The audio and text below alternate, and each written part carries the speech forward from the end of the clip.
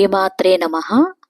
ఈరోజు నుండి రోజు 3 శ్లోకాలు చొప్పున సౌందర్యలహరి అందరం నేర్చుకుందాము.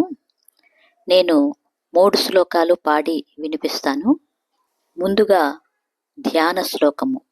ఐంకార హ్రీంకార రహస్యయుక్త శ్రీంకార గూఢార్ధ మహావిభూత్య ఓంకార మర్మ ప్రతిపాదినిభ్యాం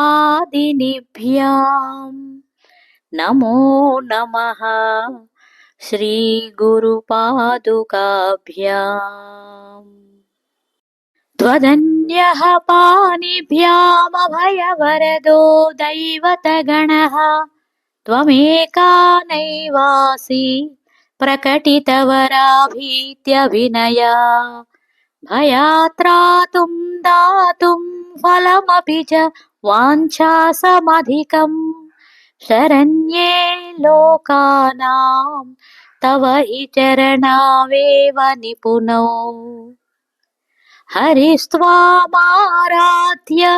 ప్రణతజన సౌభాగ్యజననీం పురానారీ భూత్వా పురరిపుమపి క్షోభమనయత్ స్మరోపి త్వాం నత్వా రతినయనలేహ్యేన వపుషా మునీనామప్యంతః